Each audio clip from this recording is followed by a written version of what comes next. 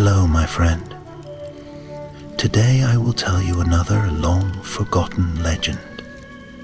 Close your eyes and let the magic transport you to Middle-earth. Our journey begins.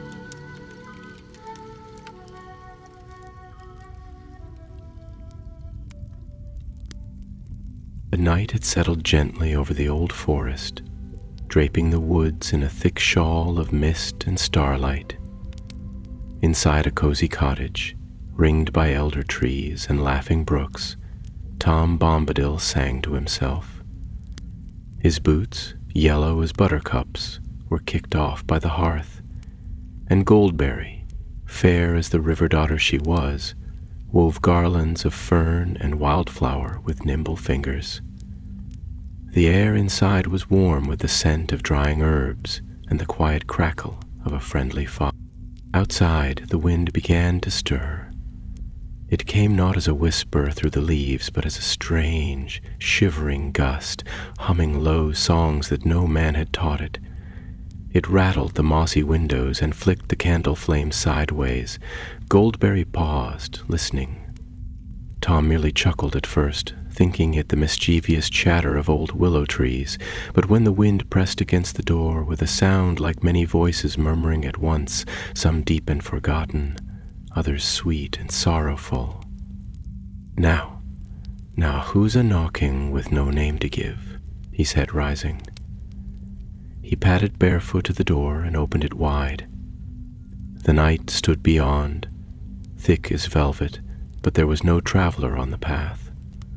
Only the mist curling like restless fingers and a scent of rainless storm. Goldberry's voice came soft behind him. "Tom, that is not the wind of our land." He nodded gravely. "Aye, my pretty Lily, strange tidings are blowing in from beyond." The voices came again, threading through the mist. Words half heard, half felt, pulling at the heart with a yearning too old to name. Tom's brow furrowed. Not even the oldest oaks spoke so sadly. "I must go out," Tom said. "Songs are stirring that should be at peace. I'll not have my land fretted by nameless sorrows." Goldberry rose and kissed his brow, her eyes like deep pools shining in the hearthlight. "Be wary, my love. Some things lost to time do not wish to be found again." Tom grinned, though there was less mirth in it than usual.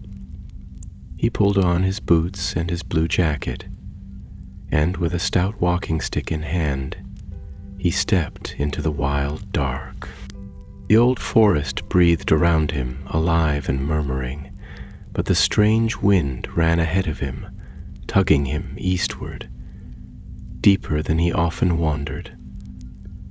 The grass at his feet grew damp with a chill dew, and the trees pressed close, their gnarled limbs heavy with sleeping dreams.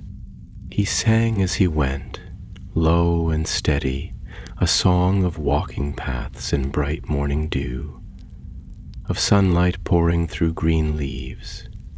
His voice kept the darker things at bay, for there were still pockets of sour memory in these woods, roots that remembered sorrow, branches that had once clawed at the sky in anger. On he walked, until the trees thinned and the earth rose into old crumbled hills. There, tucked between two ancient mounds, lay a hollow Tom had not tread in many years. The forgotten cave.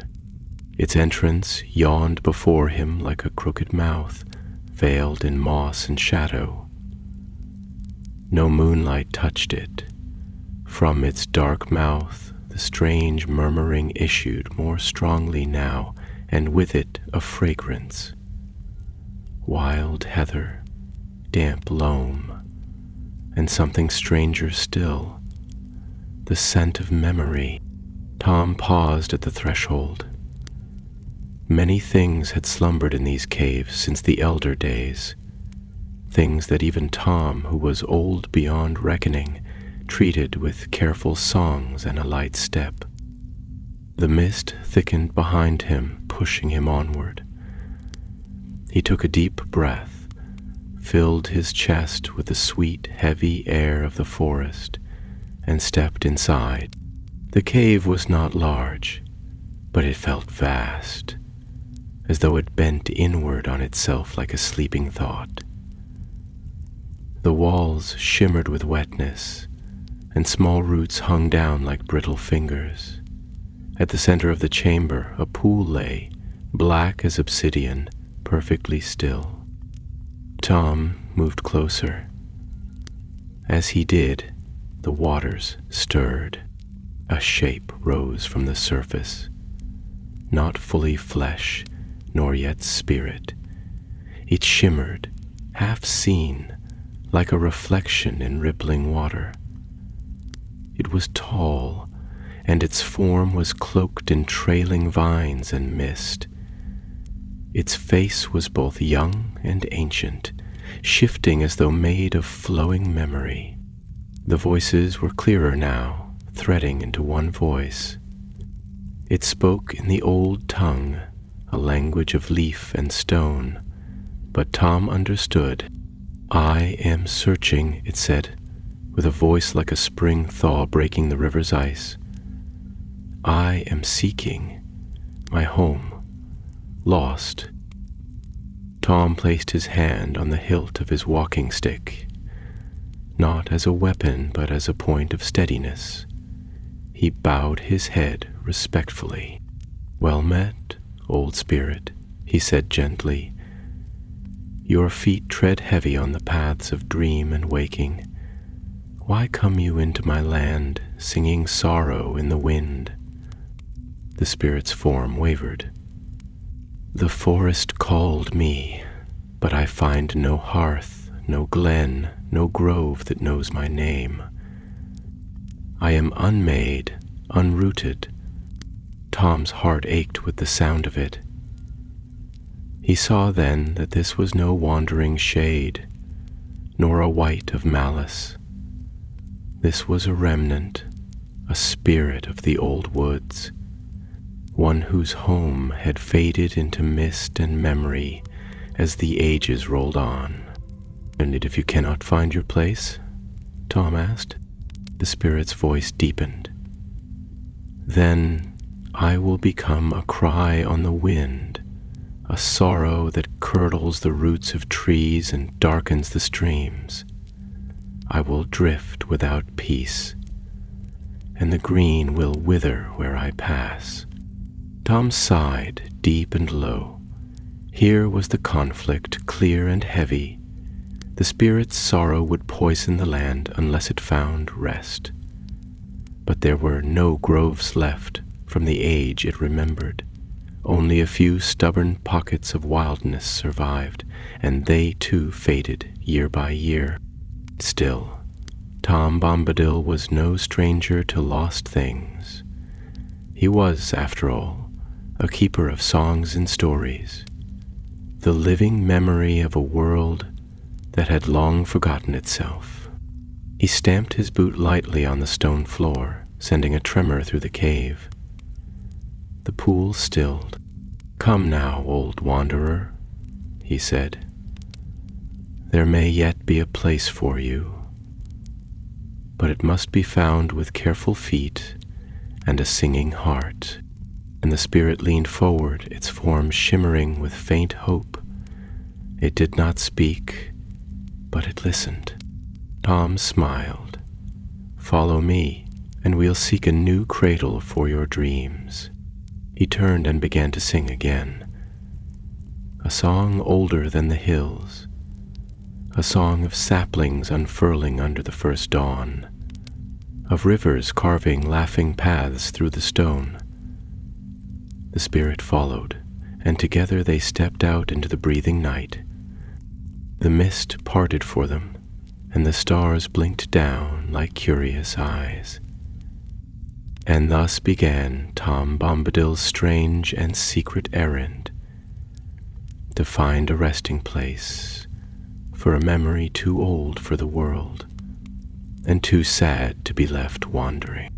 Out into the night Tom Bombadil led the way, his feet falling light upon the dew-soaked grass, though the weight of the errand bore heavily on his heart. The spirit, dim and flickering like a dying lamp, moved behind him, and the trees, which once had seemed companionable and full of secret merriment, now loomed like silent watchers under the high, cold stars. A hush lay upon the forest, deeper than the hush of sleep, as if even the earth itself listened with bated breath to the passing of these two strange travelers. Tom raised his voice low and sure, weaving a song that wound through the trees and softened the shadows. It was a song of welcome and of wandering, of green hills lost beyond gray rivers, and of meadows that had known neither axe nor fire. The spirit drank in the music as parched soil drinks the rain, and its form grew steadier, though a tremor of longing still played along its misty edges. They passed ancient oaks whose bark was riven by the years, and ash trees that whispered in forgotten tongues.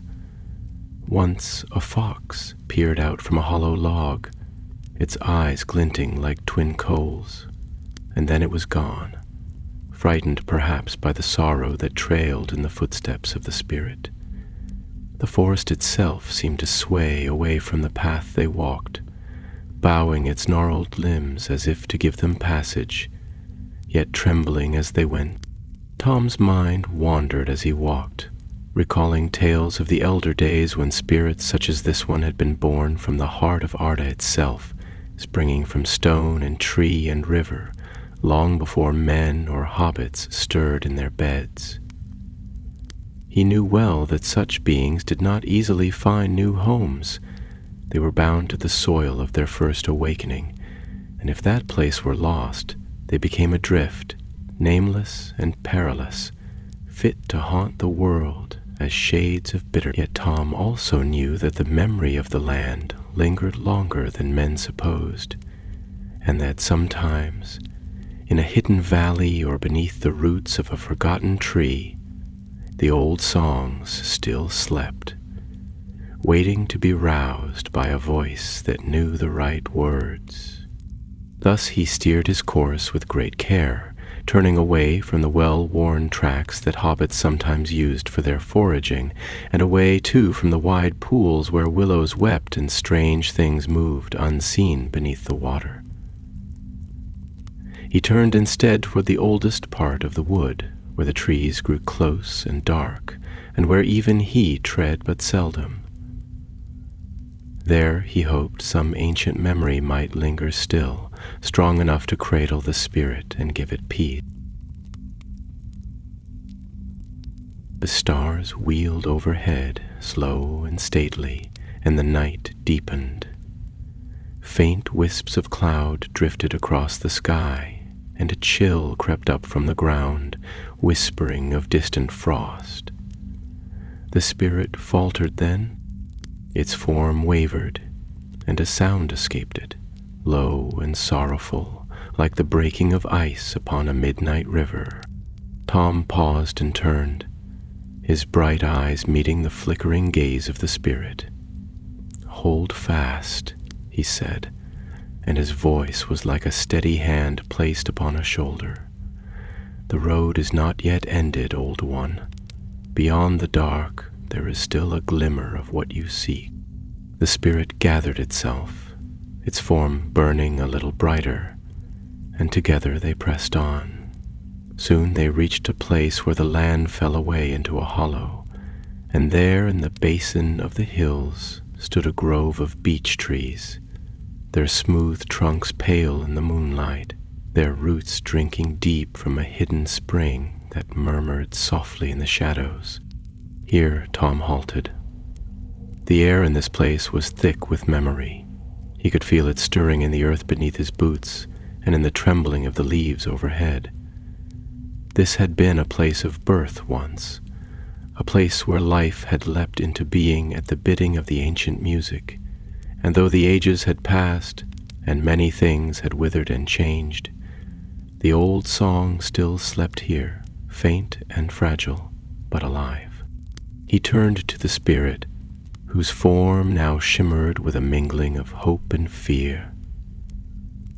"This is a cradle of old days," Tom said quietly, his voice no louder than the sighing of the wind among the branches. "If there is any place left for you, it is here." The spirit drifted forward, its form drawn to the spring and the roots of the beeches. It hovered above the water, and for a long moment all was still. Then, from the depths of the earth, there came a soft, answering song, no louder than a heartbeat, but sweet and sure, like the voice of a mother calling to her child across a great distance. The spirit gave a cry, high and clear, and its form unfolded like a flower turning toward the sun. It sank slowly down into the spring, and the water shimmered gold and silver around it, casting dancing lights upon the trees.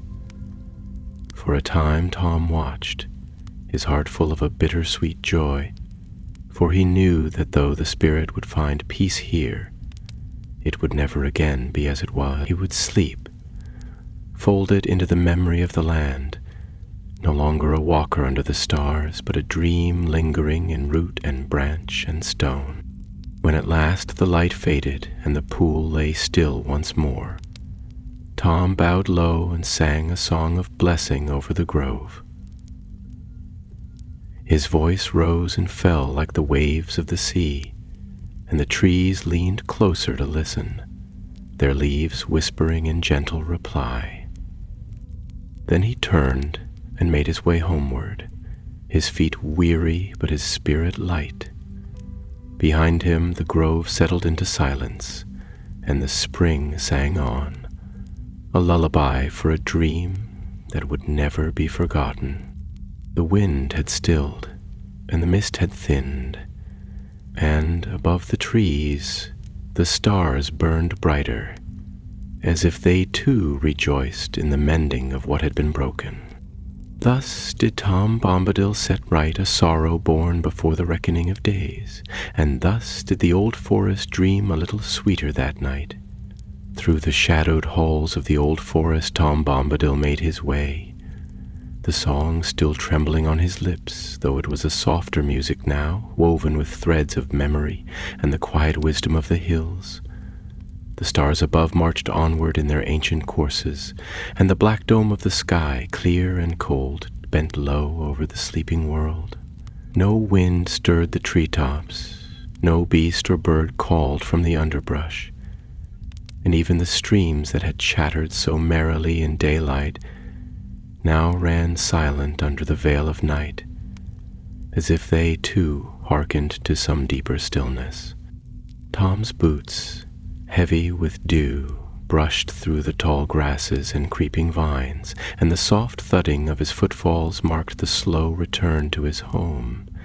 Yet his heart, lightened by the fulfillment of his strange errand, was also weighed with thought, for the meeting with the ancient spirit had stirred memories long buried, memories of the early days when the world was young and full of marvels, both terrible and fair. He recalled the time when the forests were endless, when the green hosts of the trees stood proud and unbroken, and when rivers sang songs of their own devising, untroubled by the cares of men. Spirits such as the one he had aided had once danced in the sunlight and the silver moonlight, their laughter mingling with the sighing of the leaves, shaping the wildness of the land by their very presence.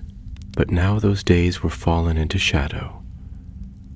The long ages had gnawed at their roots, and the world of waking men, with all its striving and its sorrow, had drawn its veils across the old brightness.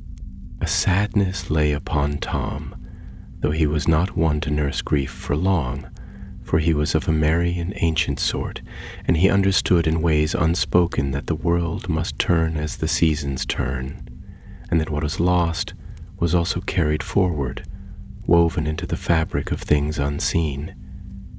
Still, he mourned a little that so few now remembered the old songs, or heard the soft call of the hidden streams that ran through dream and shadow.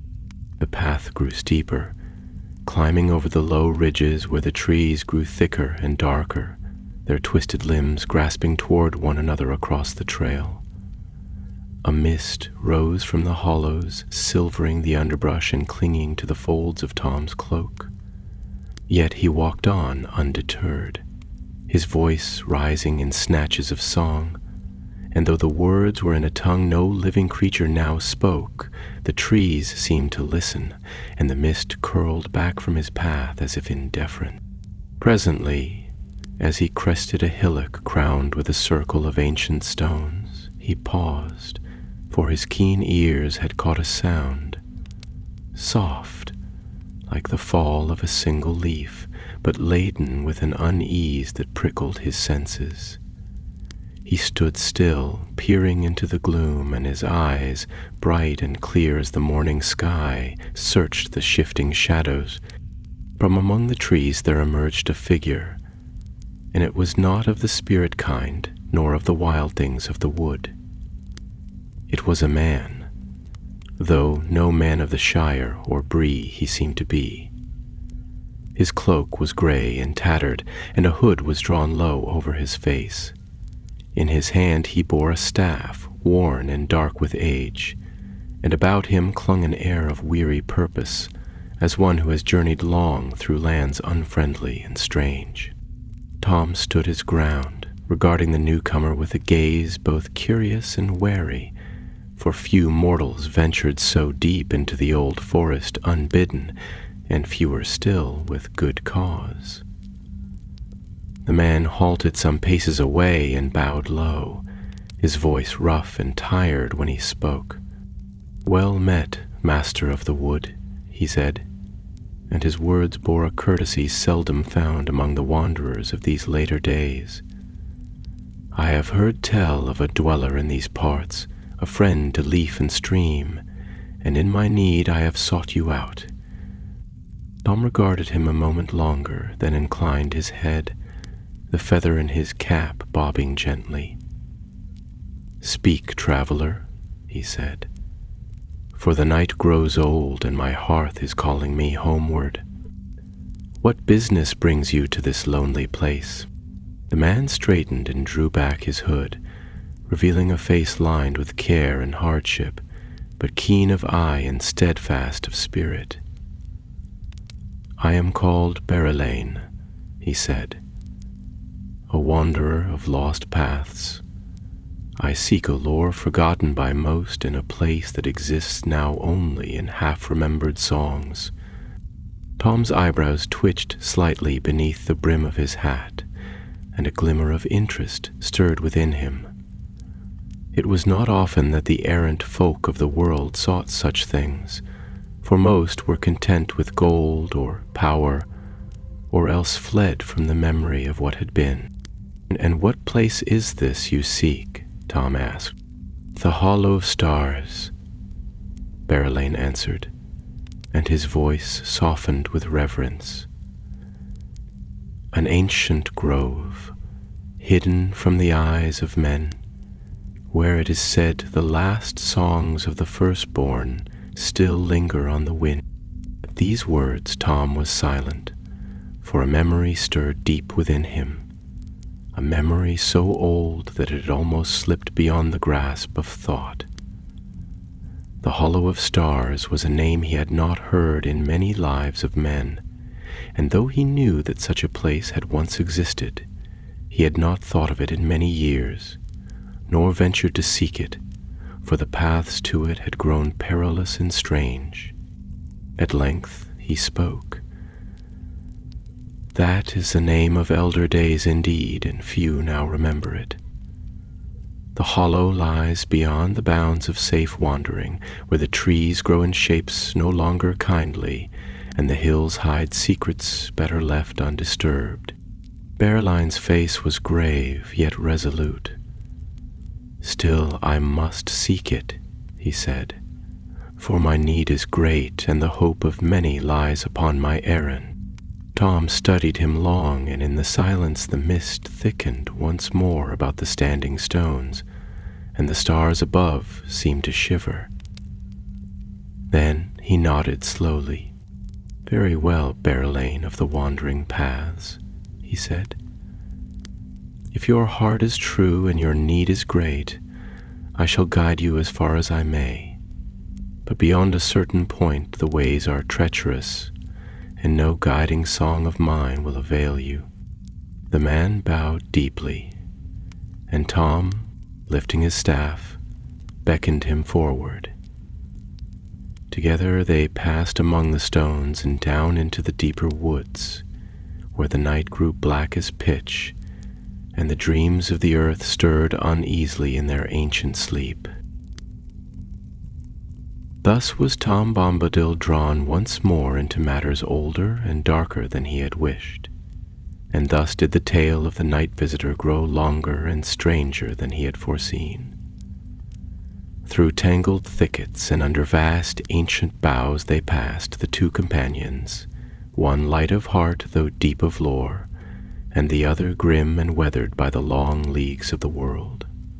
The forest seemed to close around them as they went, getting them in with walls of blackened bark and roots that grasped like gnarled hands from the earth itself. And still Tom Bombadil's voice wove a low song, half chant and half melody, that threaded its way through the darkness and kept at bay the more restless things that stirred in the shadow. Berelain followed close behind, his head bowed against the rising mist, and though he said little, his heart was full of wonder and a fear that was not altogether unwelcome, for in this place the old powers were near at hand, and even the simplest leaf seemed to shine with the remembrance of a time before men had claimed dominion over fields and rivers. Once or twice he thought he glimpsed faint lights flitting among the trees, and he fancied he heard the sound of laughter, thin and distant. But Tom gave no sign of concern, and so Berelain pressed on, trusting in the strange and merry power that guided him. The path they followed was no path that mortal feet would find, nor was it marked by any sign that the eyes of men could read, for it ran through hollows where the ground was soft and treacherous, over ridges where stones crusted with moss jutted like ancient bones from the soil, and under arches formed by the leaning trunks of trees that had stood since the world was young.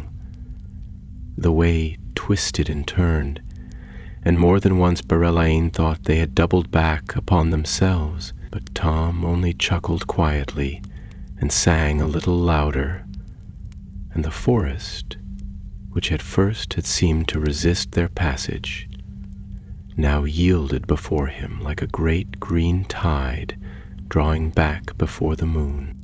After what seemed a long wandering, the ground began to rise, and the air grew thinner and colder, and the trees fell away into wide clearings strewn with broken stones and patches of low, scraggly heather.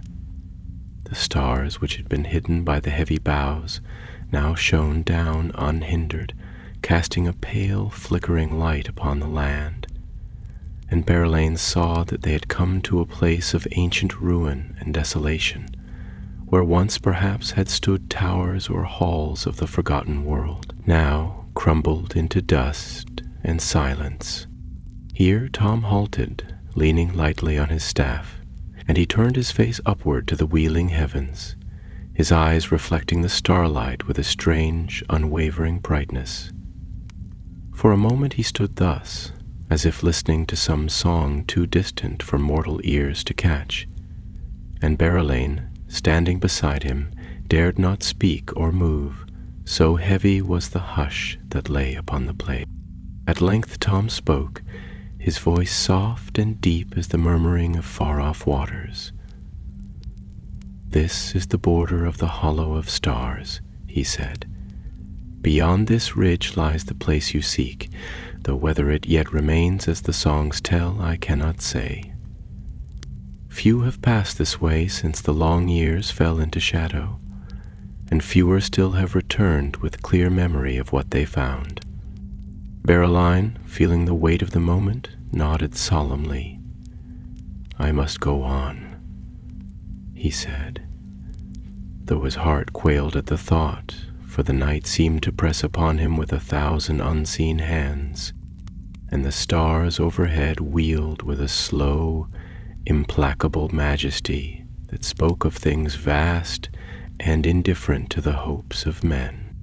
Tom laid a hand briefly on his shoulder, and for a moment Beryline felt a warmth and strength flow into him, as though the earth itself had breathed into his spirit.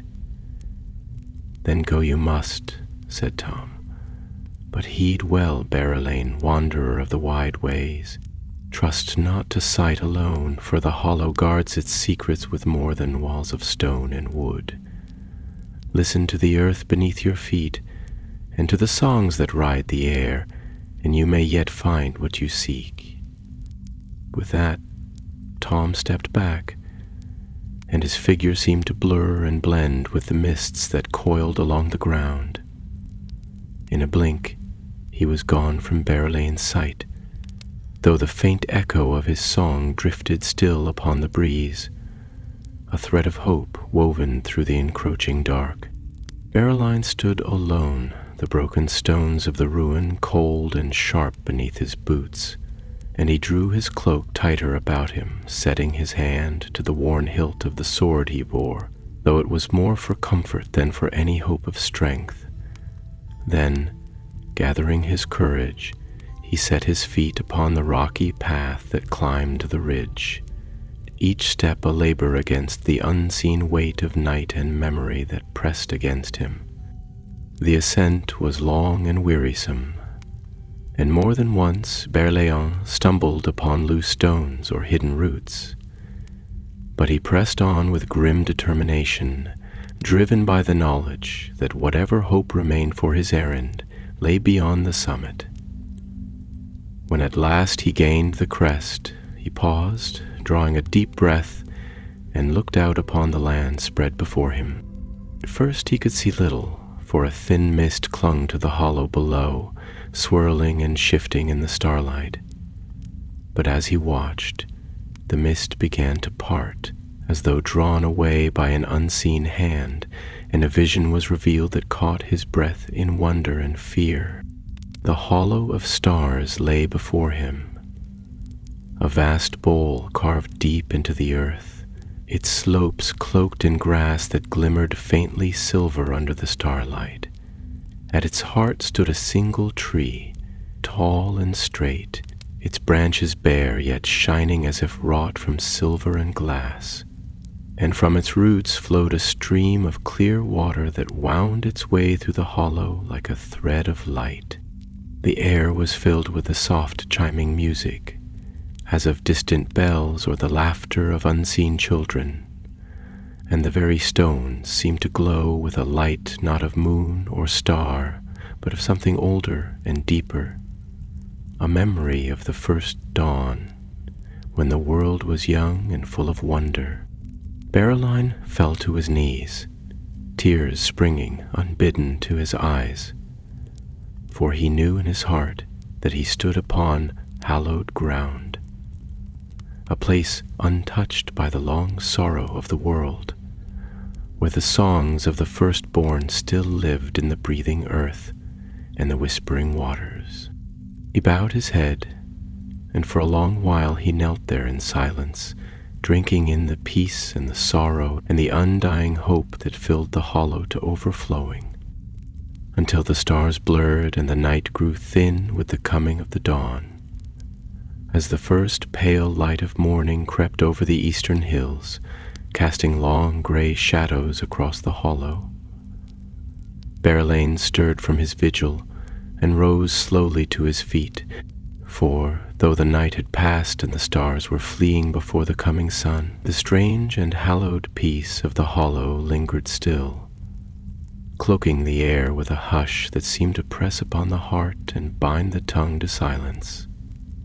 The tree at the heart of the hollow, though touched now with a faint golden gleam where the light of dawn kissed its high branches, remained unchanged, a beacon of ancient craft and sorrow, yet also of an enduring hope that neither time nor shadow had been able to erase.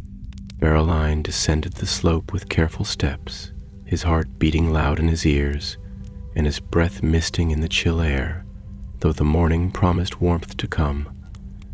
He passed over grass that bent under his feet like woven silk, and crossed stones that seemed to murmur under his tread, until at last he stood before the tree, gazing up into its silvered branches with awe and trembling wonder. The waters that flowed from its roots, clear as glass and singing with a music faint as dream, curled about his boots before slipping away across the hollow floor, and in their song he thought he could discern fragments of words, the echoes of voices long departed, but not wholly lost. For a time he dared not move, lest some rash act of his should shatter the delicate spell that lay over this place like a gossamer veil. But as he stood, there came into his mind, unbidden and sure, the memory of the spirit that had first led him here, the whisper of an old pledge made beyond the walls of memory, and the need that had driven him through peril and long wandering to this hidden cradle of the world. Gathering his courage, he stepped forward and knelt at the base of the tree, laying his hand lightly upon its bark, which was smooth and cold beneath his fingers, yet alive with a subtle thrum, as though the life within it beat to a rhythm too deep for mortal ears. He closed his eyes and spoke, though the words he uttered were not those of common speech, but rather the old tongue, halting and broken upon his lips as one who gropes for forgotten music, yet spoken with a sincerity and a yearning that gave them power. He named the spirit he had sought, calling it forth from the veils of the world, and he pledged himself to its keeping, binding his own fate to the song of the hollow should the guardians of this place deem him worthy. For a long moment there was no answer save the sighing of the breeze through the hollow, and the low murmur of the water. Then it seemed to Beryline that the earth itself breathed beneath him, a deep and gentle stirring, and he opened his eyes to behold a marvel. A light was kindled at the heart of the tree, faint at first, like a single star glimpsed through mist, but growing swiftly until the branches blazed with a silver fire that did not burn, casting the entire hollow into a brilliance like that of the elder days before the marring of the world.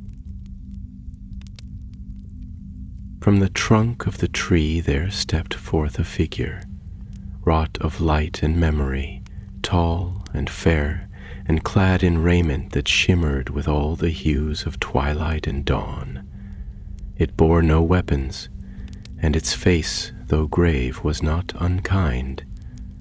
Its eyes were deep pools of wisdom and sorrow, and when it spoke, its voice was as the falling of leaves in a golden wood, soft yet carrying to the furthest corners of the hollow. "Who calls upon the forgotten?" it said, and though the words were gentle, a power lay behind them that stirred the very stone. Beryline bowed low, his forehead touching the grass. "I am Beryline," he said, "a wanderer and a seeker of old songs.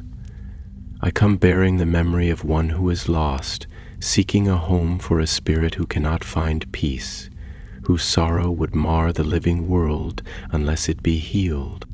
The figure regarded him long, and in its gaze Beryline felt the weight of years beyond counting, of glories faded and griefs endured, yet also a deep, abiding love for all the green and growing things of the world. At length it spoke again. "The hollow remembers," it said. "The song was broken, yet not wholly lost. The spirit you bear may find rest here, if it wills, and you, mortal though you be, shall be its herald and its guide. Berelain bowed again, and rising to his feet, he withdrew from within his cloak a small vessel of carved wood, bound with silver bands. Within it was caught a wisp of mist and starlight, the essence of the wandering spirit, which he had carried with care and reverence from the day he had found it weeping among the ruins of the elder forests. Holding the vessel aloft, he sang, and though his voice was rough and mortal, the hollow took up the song, weaving around it harmonies so fair that tears sprang to his eyes anew. The vessel opened of its own accord, and the spirit rose, pale and trembling, but drawn irresistibly toward the tree and the figure of light that awaited it. And as Berelain watched, the spirit was gathered into the embrace of the guardian, and they were both enfolded within the blazing heart of the tree, which pulsed once with a mighty light before settling into a steady glow, softer now, like the memory of a song half heard in sleep. The hollow sighed, and the mist rose anew, but it was no longer a mist of sorrow or forgetting. It was a mist of blessing, heavy with the scent of green things growing and rain falling on rich earth. And Berelain knew in his heart that the spirit had found its home and that the ancient sorrow had been healed. He knelt once more, offering silent thanks. And when at last he rose and turned away, the hollow of stars lay behind him, shrouded once again in its mystery, but now no longer a place of grief, but of hope renewed and memory redeemed. Thus he began the long journey back, bearing with him the blessing of the hollow and the knowledge that even in the deepest night the stars still sing, and that no sorrow, however great, is beyond the healing of time and grace. Berelain descended from the ridge as the morning grew in strength, and the sun, rising behind the veils of mist, spilled its golden light upon the land, turning the dew-laden grasses to fields of burning silver, and kindling the broad crowns of the trees into glories of living gold. Yet though the day brightened and the song of birds began to rise once more in the waking world, a hush lingered about Berelain, a quiet mantle woven from the memory of all that he had seen and done in the hollow of stars. He walked with measured tread, as one moving through a dream not yet broken, and though his feet pressed the damp earth and his hands brushed the rough bark of the trees, his thoughts wandered still among ancient lights and the soft, sorrowful music of forgotten days.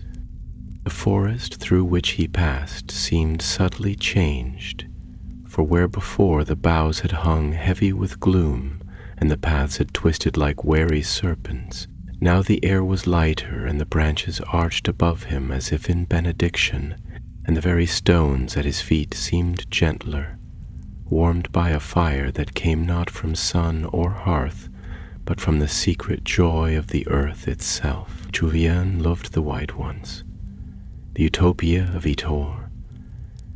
Some were living, and some were dead.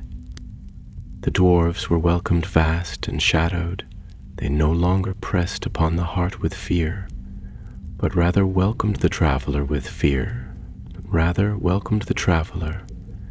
with a grave and enduring peace. Long he walked thus, and though he marked no sign of the path by which he had come, he felt no fear of losing his way, for the forest now seemed to guide him, opening before him in silent understanding, and the mist that still clung to the low hollows and the winding streams parted at his approach, as if it too acknowledged the charge he bore. The hours passed, though whether many or few he could not say, for time itself seemed softened here, measured not by the turning of the sun, but by the slow, stately breathing of the world.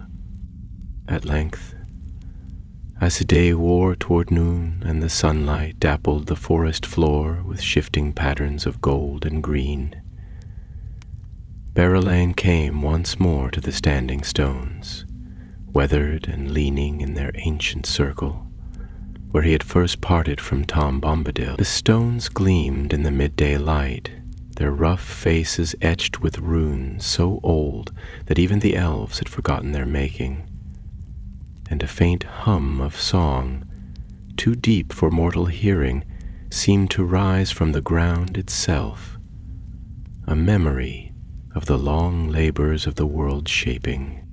There, standing tall among the stones as though he had never moved from that place, was Tom Bombadil, his blue coat and yellow boots bright against the gray stone and the green grass, and his face wreathed in a wide, knowing smile. He leaned lightly upon his staff and began to hum a tune that twisted and turned like a river through the hills.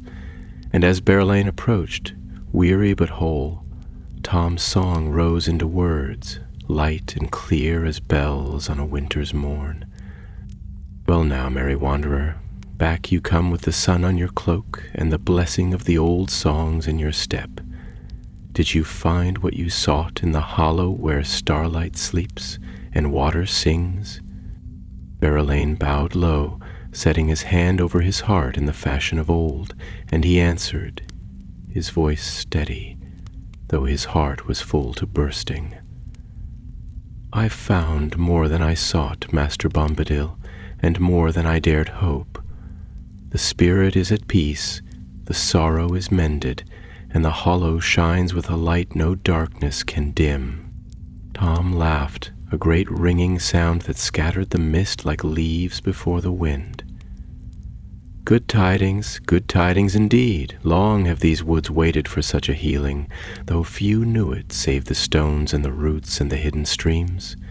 Come, sit with me a while and tell your tale, for the day is fair and the birds are busy, and it is a poor thing to let good news go unheard. So they sat together in the circle of the stones, and Berelain spoke of all that had befallen him, from the dark wanderings in the mist-bound forest to the vision of the hollow of stars and the meeting with the guardian spirit. Tom listened with grave attention, nodding at times, tapping his staff upon the ground in rhythm to the telling, and when at last Berelain's words faltered and ceased, he sat for a time in silence, his eyes distant and full of old remembrance. Ah, he said at last, so the old songs are not all forgotten, nor the old bonds wholly broken. It is a good work you have done, Berelain, son of distant hills, and the world is the better for it, though few will ever know. Such is often the way of true deeds. They pass like footprints in the morning dew, leaving the land sweeter, though no tale be sung.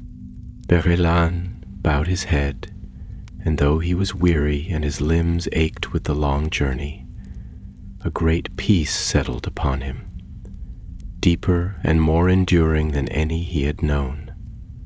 He felt no need for reward or recognition, for he had glimpsed a fragment of the world's first beauty and had helped, in some small way, to preserve it against the slow tide of forgetting.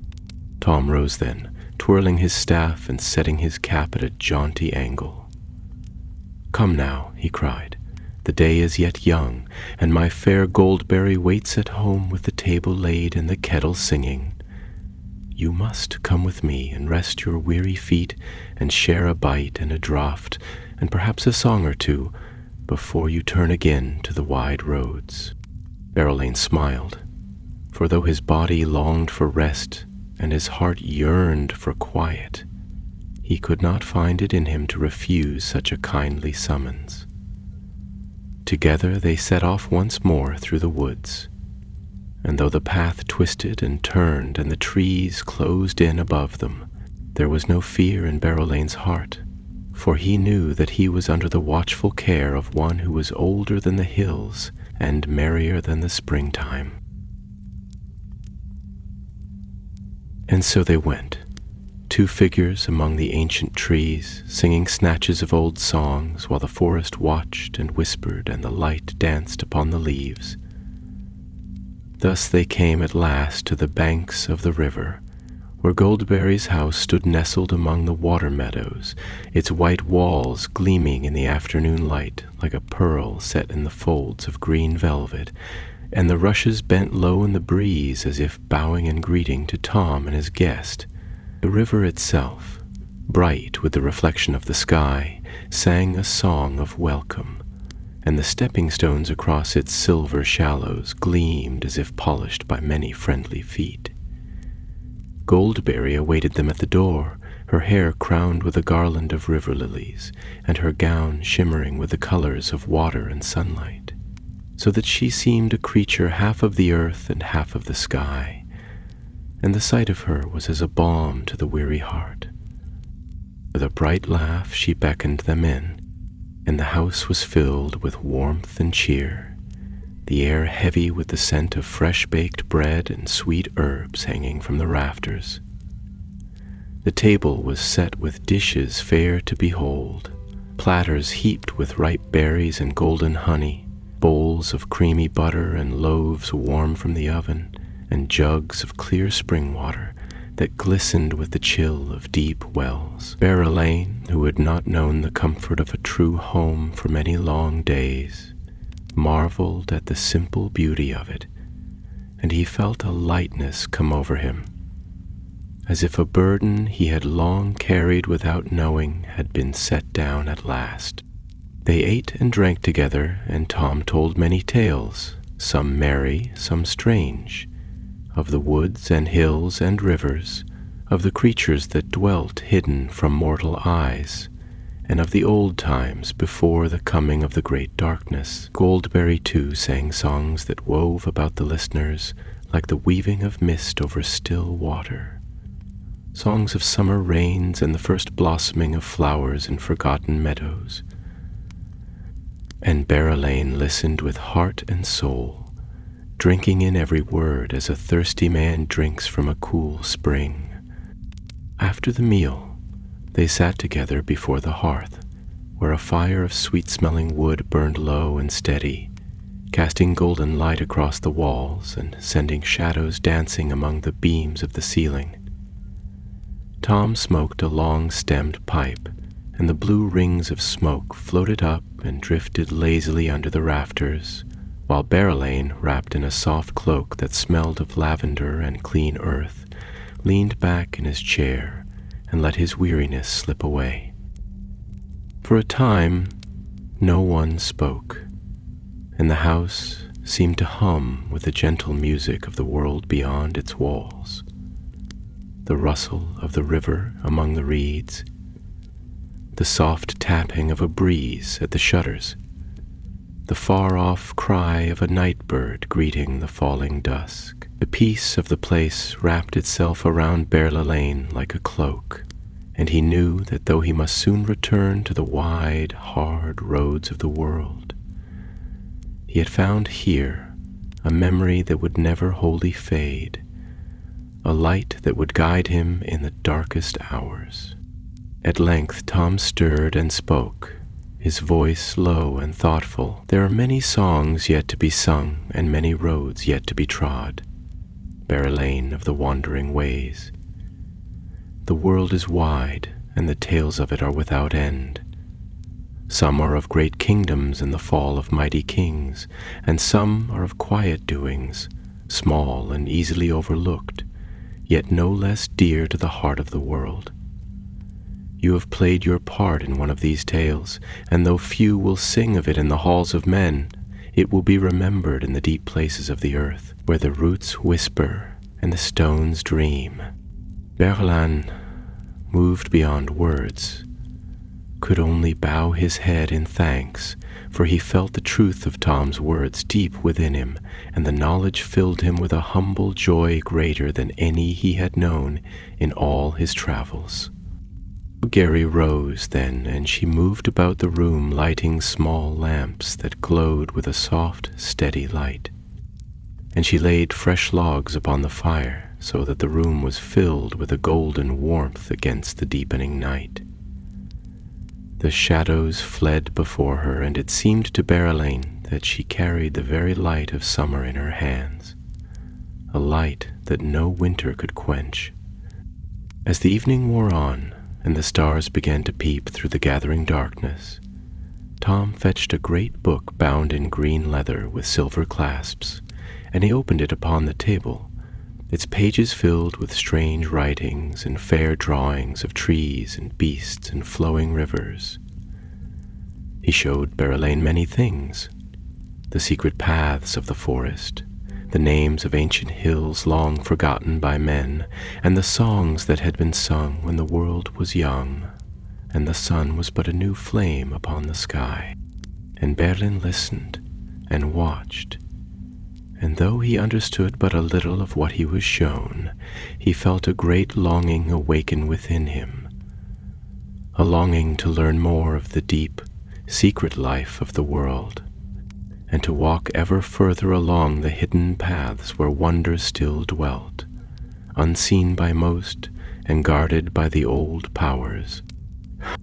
At last Tom closed the book with a soft thud, and the three sat once more in silence, the fire burning low and the night pressing gently against the windows. Goldbear brought Berelain a cup of warm drink, sweet and rich, and he drank it gratefully, feeling a drowsiness come over him, not heavy or cloying, but soft and full of dreams. Tom smiled then, a smile full of secrets and laughter, and old sorrow turned to wisdom. "Rest now, Berelain," he said, "for the road will call you soon enough, and the world beyond these doors is a hungry place, full of shadows and sharp stones. But remember this: wherever you go, the songs you have sung and the deeds you have done are not forgotten, and you are never truly alone while the green things grow and the rivers run." And so Berelain was led to a small room set apart from the hall, where a bed of sweet-smelling rushes and soft linen awaited him, and the windows looked out upon the starlit river.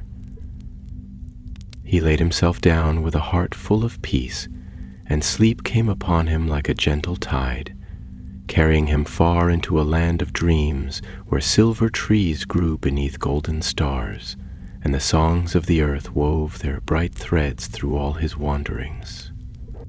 Thus ended the first day of Berelain's return from the Hollow of Stars, and thus was he given a gift more precious than gold or renown, the gift of memory and of hope, to carry with him on the long roads yet to come. When the morning came at last, soft and fair as the unfurling of a blossom, Berelain awoke with the first light creeping in golden fingers across the rush-strewn floor. He rose and stepped lightly to the window, and there beheld the river, flowing slow and bright beneath the awakening sky, its waters glinting with hues of rose and pearl. The land beyond lay cloaked in a fresh mist, but the tops of the trees shone sharp and green against the brightening heavens, and the air was filled with the scent of wild mint and the faint, sweet song of unseen birds greeting the new day. He dressed quickly, for his heart was already stirring with the knowledge that the time had come to take again to the road, though a part of him yearned to linger in that fair house beside the singing river, where the cares of the world seemed no more than distant shadows, easily forgotten. Yet he knew in his inmost heart that rest was not the lot appointed to him. Not yet, for there were still songs that must be sung and deeds that must be done, and the wide paths of Middle-earth awaited his tread. When he came forth into the hall, he found Tom Bombadil already abroad, striding back from the river with his boots wet with dew and a great armful of reeds and rushes upon his shoulders, singing a song so merry and strange that Berelain could scarce catch the words. And yet the tune twined itself about his thoughts and lifted his spirits as the morning sun lifts the mist. Old Berry, standing by the hearth with her hair shining like the dawn, greeted him with a smile and set before him a simple meal of bread and honey and sweet cheese. and a cup of clear, cold water, drawn fresh from the spring. They spoke little as they broke their fast, for the morning was yet tender, and the hush of early light lay softly upon them. Yet Berelain felt no awkwardness in the silence, but only a deep, companionable peace, such as might lie between old friends who have walked many long roads together and need no words to bind their fellowship.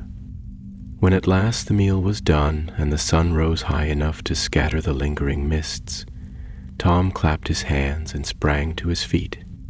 "Now, now, no dawdling, my good fellow," he cried, his eyes twinkling like sunlight on deep water. "The road waits for no man, and the world spins on whether we be ready or no. Boots on, staff in hand, and off you go with a song to hearten your steps."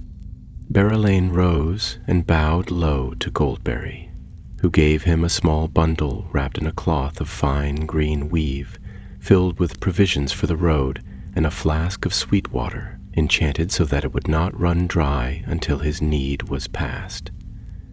She placed her hand lightly upon his brow in farewell, and her touch was cool and clear as a mountain spring. Then Tom clapped him on the shoulder, and together they stepped out into the bright morning, the house behind them glowing like a dream half remembered, as the path wound away through the fields and into the green-shadowed woods beyond.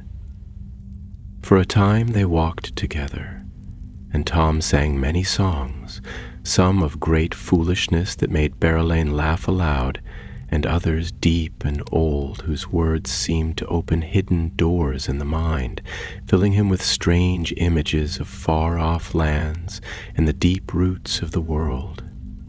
The trees whispered over their heads, and once a deer leapt across the path ahead of them, swift and silent as a wisp of mist, vanishing into the shadow with hardly a sound.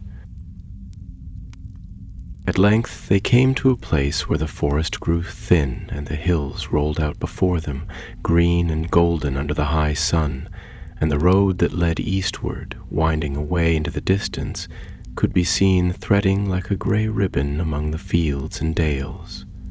Here Tom halted and leaned upon his staff, gazing far and deep, and for a moment he said nothing, but only stood with a grave and thoughtful air, as if listening to the voices of the earth itself. Then he turned to Berelain and spoke, his voice quiet but full of a strength that ran deeper than the roots of mountains. "Here our ways must part, for I do not stray beyond the borders of my land. Beyond lies the wide world, with all its perils and wonders, and it is for you to walk it, with the songs you have learned and the memories you have gathered. Keep them well, and let them be a light to you when the road grows dark." Berelain bowed low, and words rose to his lips, but he found he could not speak them. Yet Tom seemed to understand, for he laughed a great laugh that rolled out across the hills like a peal of bells, and he swung his staff lightly in the air. "Off with you now," he cried. "There are new paths to tread and new tales to weave. Let the stars watch over you and the green things guard your steps, and should you ever wander back this way, the door will be open and the kettle singing." And with that he turned and strode back into the woods, his bright feather bobbing and his voice rising in a song that danced and leaped among the trees until it was lost to hearing.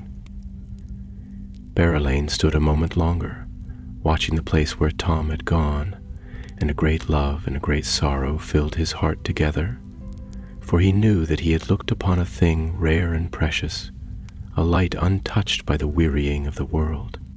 Then he set his feet upon the road, and the world opened before him, wide and full of unknown promise, and he went forward with a light step and a steadfast heart, singing softly to himself a song of silver stars and golden fields, a song that wove together all the brightness and the sorrow and the hope he had gathered in his wandering. Thus Berelain passed out of the land of Bombadil, bearing with him the memory of waters singing in hidden hollows and trees whispering of the elder days.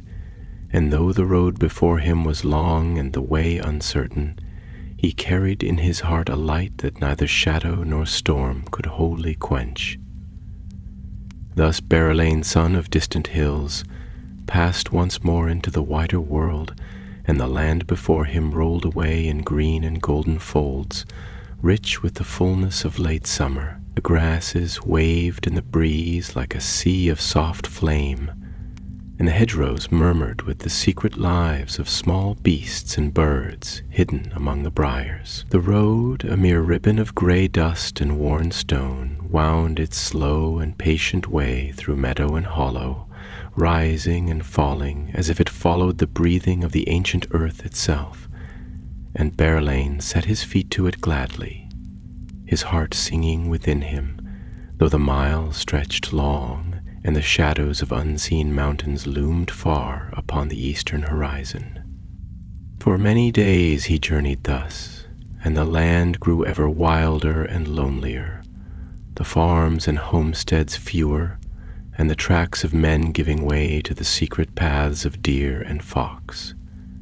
Yet he was not troubled, for he carried within him the memory of the hollow of stars, and the songs of Tom Bombadil danced lightly at the edges of his thoughts, driving away fear and weariness as easily as the sun drives mist from a morning field. He slept beneath the open sky, under trees that whispered of forgotten times, and drank from clear brooks that sang their own merry tunes. And though the nights were sometimes chill and the road uncertain, he felt no dread, but only a keen joy in the vastness and the strangeness of the world spread out before him.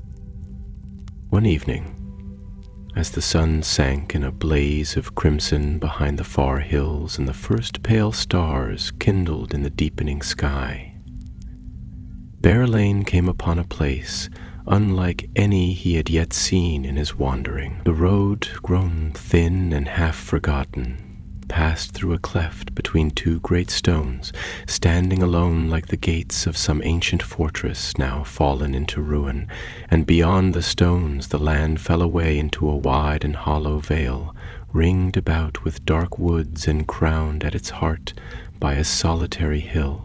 Upon the brow of the hill there stood a single tree, black and twisted against the glowing sky, and though it seemed lifeless, a strange light clung to it, faint and flickering, like the last gleam of a dying star. Berelain paused at the threshold of the stones, for a heaviness lay upon the air, and a silence deeper than the hush of night brooded over the valley. No bird sang, no wind stirred the grasses, and the very earth seemed to hold its breath. Yet he was not afraid, for the light in his heart burned steadily, and he knew that the road had brought him here for a purpose, though he could not yet see its full shape. He stepped forward, and at once the shadows that lay thick upon the ground seemed to retreat before him, and a narrow path, barely discernible among the tangle of weed and briar, opened leading down into the hollow. Slowly and with great care he descended, his hand upon the hilt of his sword, though he drew it not, for he felt no threat, only a sadness so deep that it seemed to soak into the very stones beneath his feet.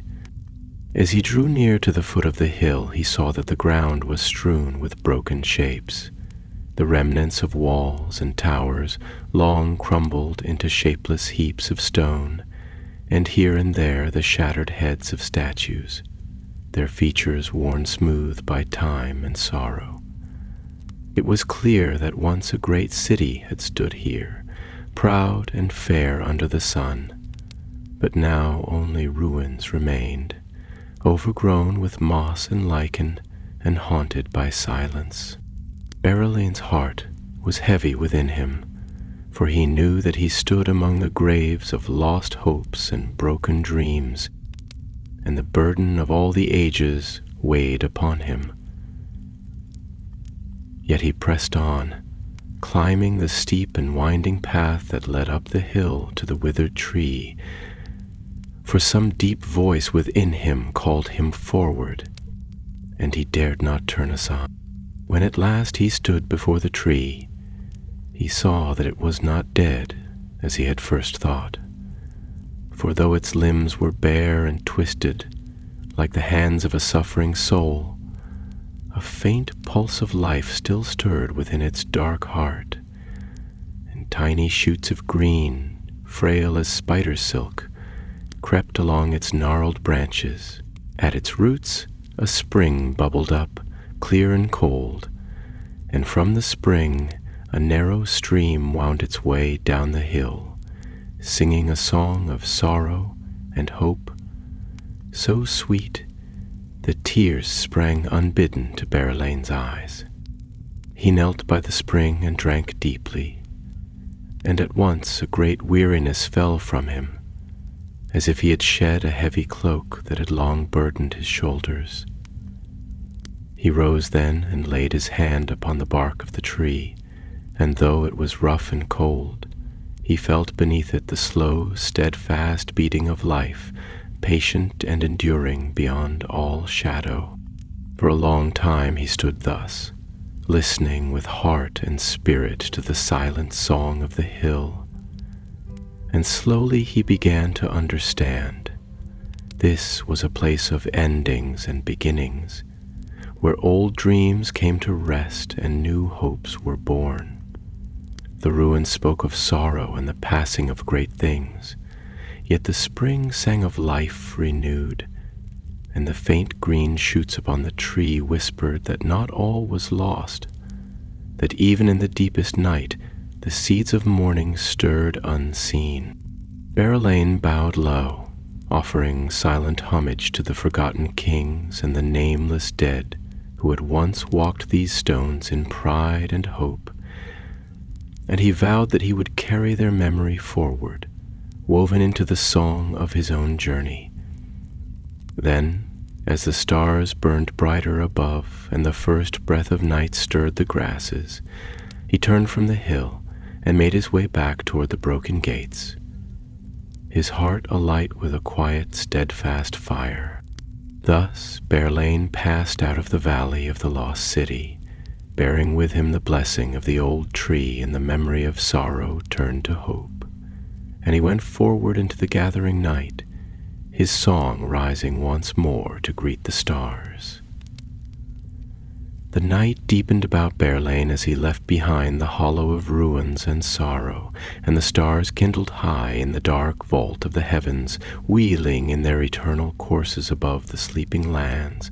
A breeze, cool and sweet with the scent of unseen blossom, stirred the tall grasses at his feet and whispered among the distant trees, carrying with it the faint murmur of running water and the soft sigh of ancient stones dreaming in the dark. The road before him was faint, little more than a thread of lighter ground, winding eastward through meadow and copse, yet he pressed onward gladly, for his heart was buoyant within him, and his spirit was strengthened by the secret fire he bore, the memory of healing and of hope reclaimed from the jaws of loss. As he walked, he sang, softly at first, then with greater voice, weaving together the songs he had learned in Tom Bombadil's house, the songs of the Hollow of Stars, and the new song that had awakened within him by the spring under the black tree. His voice rose and fell with the rhythm of his footsteps, and the dark fields seemed to lean closer to hear, and the stars shimmered more brightly overhead, as if rejoicing in the music of a mortal heart still unbroken by the long shadows of the world.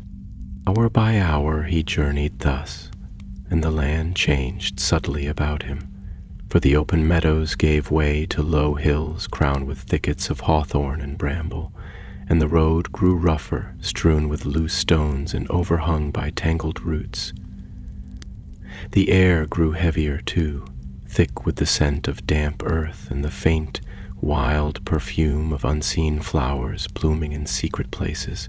Though the way was harder now, Berelain did not falter, for he was filled with a strange certainty, as if an unseen hand guided his steps, leading him toward a meeting appointed before the making of the stars. At length he came to a place where the hills parted and a wide glade opened before him, ringed about with tall and ancient oaks, whose limbs stretched upward like the arms of giants carved against the night. At the heart of the glade a fire burned, casting a golden light that flickered upon the trunks of the trees and danced upon the ground like the shadows of unseen dancers. Around the fire there sat a company of folk, cloaked and hooded, their faces hidden in the gloom, and their voices rose in song, clear and strong, weaving a melody of such piercing beauty that Berelain stopped in his tracks, his breath caught by the wonder of it. He stood a moment, listening, and the song seemed to tell of things long past and yet forever present, of the birth of rivers, the waking of trees, the laughter of stars in the first night of the world. It was a song of beginnings and of endurance, of sorrow touched with joy and of joy tempered with remembrance. Though he understood no word of it, the meaning was plain to his heart, and he knew that he had come upon no ordinary company of men. Then one among them rose and came forward, and as he drew near, he cast back his hood, and Berelain beheld a face fair and grave, with eyes deep as wells under starlight, filled with both sorrow and strength. The stranger spoke, and his voice was like the sound of a harp, string plucked gently in the hush before dawn. "Welcome, traveler of the western ways," he said. "You have come far and borne much, and your feet have found the place appointed. Come now and sit among us, and share in the telling of the old songs, for the night is deep, and the road before you still runs long and perilous." Berelain bowed low, his heart full of awe, and he passed among the company and seated himself upon the soft grass near the fire. They made room for him gladly, and one brought him a cup of clear water, cool and sweet as a mountain spring, and another placed about his shoulders a cloak woven of fine gray cloth, light as a feather and warm against the night air. For a time he sat in silence, drinking in the sight and sound of that fair company, and it seemed to him that the faces he glimpsed beneath the hoods were noble and ageless, as if they bore the memory of countless years lightly upon them, and yet were untouched by the bitterness and weariness that weighed so heavily upon the hearts of many men.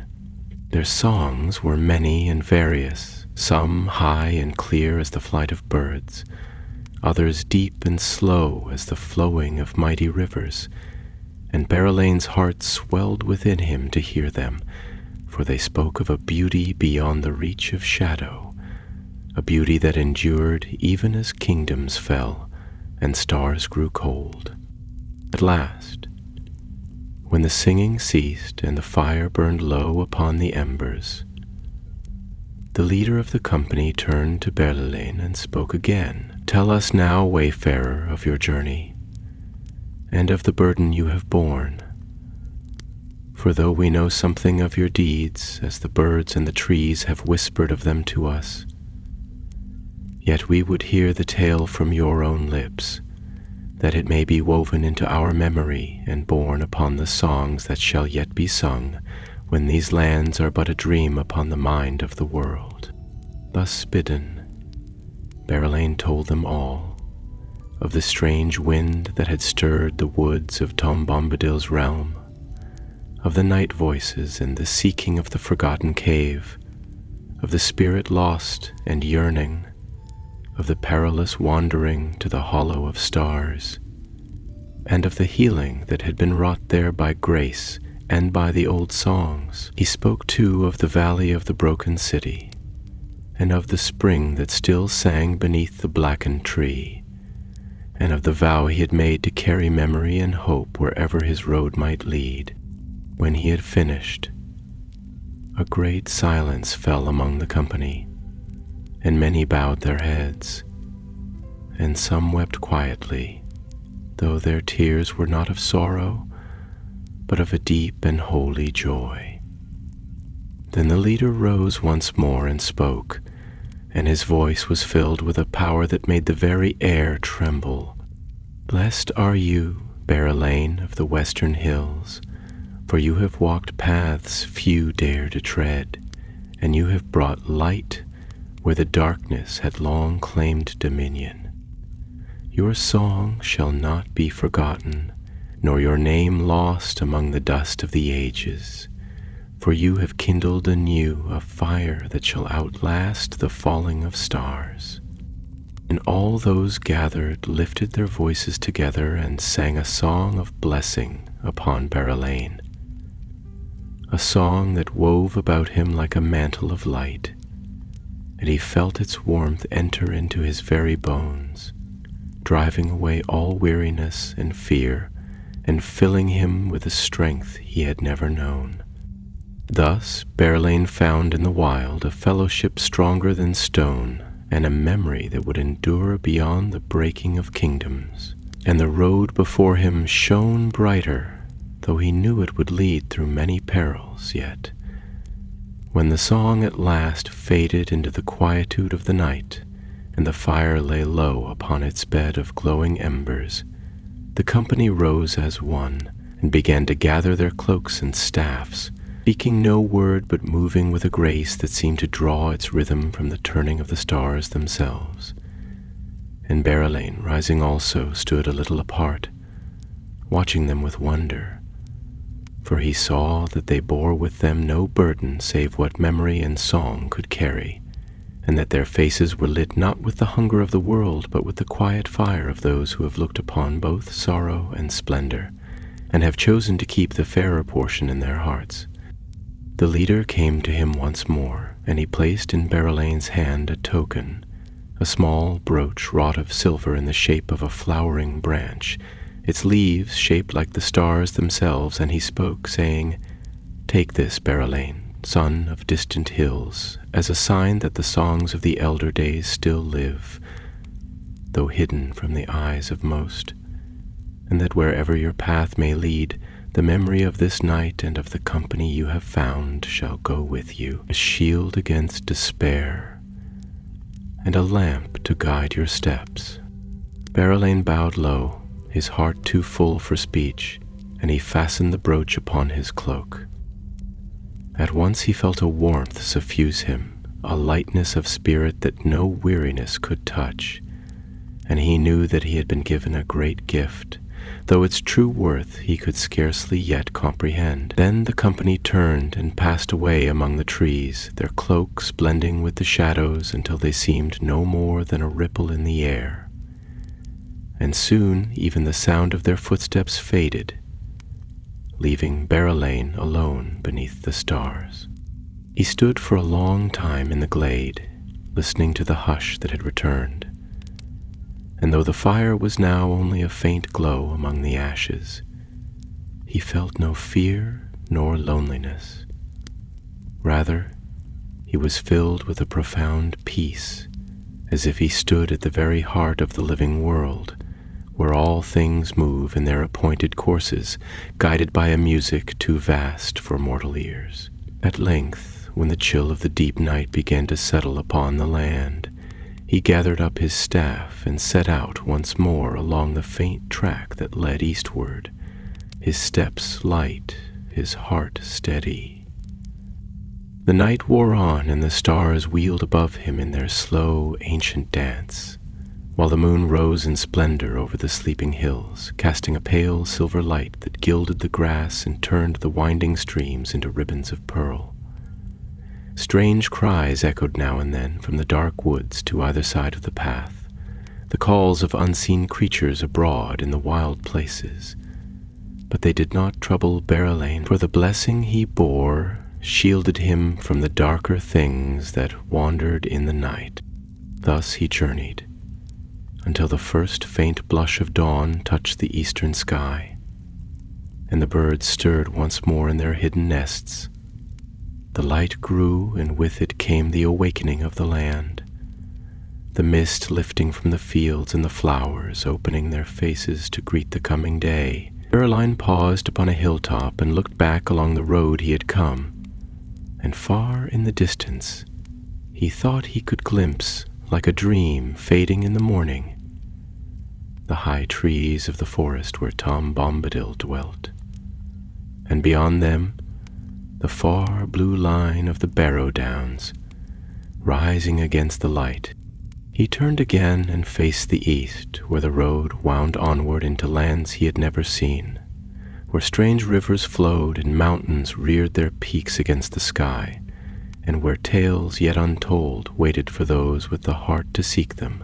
And in that moment, standing alone beneath the vastness of the sky, he felt no fear, but only a fierce joy, for he knew that though many hardships and many shadows lay ahead, yet the light he carried within him was stronger than any darkness, and that wherever he went, he would be a bearer of hope and a singer of songs, a friend to the green things of the earth, and a memory bearer for those whose voices had long since fallen silent.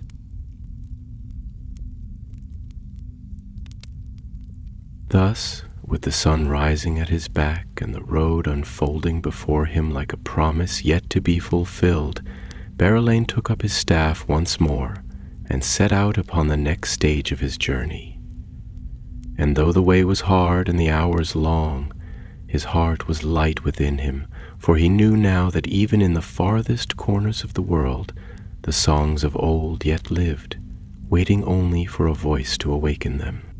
Thus it was that Barrowlane, son of the western hills, passed beyond the fields he had known, into lands where the names of things were strange and the rivers ran swift and wild under unfamiliar stars. He walked through dales deep and green where no road was marked, and over broad downs where the wind sang ever in the long grasses, telling tales of ancient battles and forgotten kings. He climbed rocky slopes where the stone itself seemed to murmur underfoot, and crossed old bridges whose arches had stood since the world was younger and brighter, and whose builders' names were long buried beneath the dust of ages. The days passed into weeks, and the weeks into months, and still Barrowlane wandered, guided less by map or plan than by a deep knowledge that grew within him, a quiet certainty that the paths he must tread would open before his feet when the time was ripe. Often he met few living souls upon his road, and those he did find were simple folk, shepherds dwelling in lonely crofts, woodsmen carving a hard living from the edges of the wild, and the rare wayfarer who still dared to roam where cities were few and the old powers not wholly forgotten. To all he showed kindness and courtesy, and in turn he was welcomed with wary smiles and small gifts of bread and honey, and sometimes with old songs sung in cracked voices by firesides under the open sky. And ever he kept the silver brooch close to his heart, and often at night, when the stars burned white and cold above him, and the earth lay silent in its ancient dreaming, he would touch it and remember the firelit glade, the company of the ageless ones, and the song that had been sung for him alone, a song of blessing stronger than stone and brighter than gold. In time, he came to the skirts of a great forest, older and darker than any he had yet seen in his wandering, where the trees grew close and high, their mighty boles wrapped in mantles of moss and lichen, and their crowns shutting out the sun so that the paths below were dim and cool even at noon. Few dared enter this place, for it was said that strange things dwelt beneath those ancient boughs, and that the forest itself could change and shift, leading travelers astray, until they wandered lost forever among the green twilight. But Barrowlane, whose heart was steadfast and whose spirit was attuned to the secret music of the world, stepped forward without fear, singing softly to himself as he passed beneath the shadowy eaves. The forest accepted him, or so it seemed, for the trees swayed gently overhead and the paths opened before him, and though he walked for many days within its bounds, he was neither hindered nor harassed by dark things, but moved as one known and accepted by the hidden guardians of the green. At last, deep within the heart of the wood, he came upon a glade, where the trees fell back and a clear pool lay at the center, fed by a slender spring that rose bubbling among the roots of a great oak, whose trunk was wide as a watchtower, and whose limbs reached high into the heavens. Around the pool grew flowers of many colors, some known to Berelain, and some so fair and strange that he marveled at their beauty, and the air was filled with the hum of bees and the gentle rustle of the leaves. There he made his camp, and there, as the days unfolded in golden stillness, he sang again the songs he had learned and the new songs that stirred within him, weaving them into a tapestry of sound that filled the glade and rose like incense into the sky. Animals came to listen, deer stepping lightly among the trees, foxes peering from the thickets, and birds alighting in the branches to add their own sweet voices to the music. And it seemed to Berelain that in that place, beyond the reach of war and sorrow, he had found a seed of the old joy that had once filled the world in its springtime. It was then, in the quiet watches of the night, when the moon sailed high and silver above the dark crowns of the trees, that the spirit who had once been lost and wandering came to him again, not as a voice on the wind, nor a shimmer in the mist, but clothed now in a form of light and strength, a figure radiant as the first morning. It spoke no word, but Berelain knew its meaning. The spirit was at peace, its long sorrow healed, and it had come to bear him a gift in return for the gift he had given, the gift of hope rekindled. The spirit reached out its hand and placed upon Berelain's breast a second brooch, twin to the first, but wrought of living green, as if formed from the very leaves and branches of the forest, bound by threads of silver dew. Then it smiled, and like the last note of a song fading into silence, it was gone. Berelain bowed his head, and when he rose, the glade was brighter, and the air was filled with the scent of unseen flowers, and he knew that he carried within him not only the memory of what had been saved, but the promise of what might yet be renewed.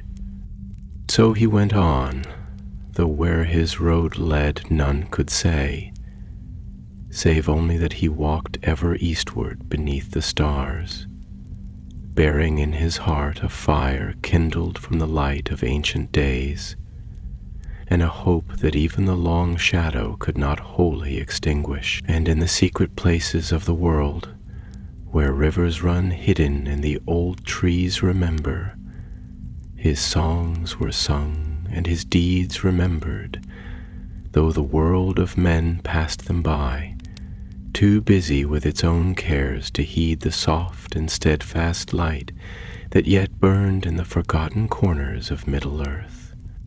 Thus ends the tale of Tom Bombadil and the night visitor, and of Berelain, whose song the earth itself shall not forget, though the ages fall like leaves and the mountains are ground to dust beneath the patient stars.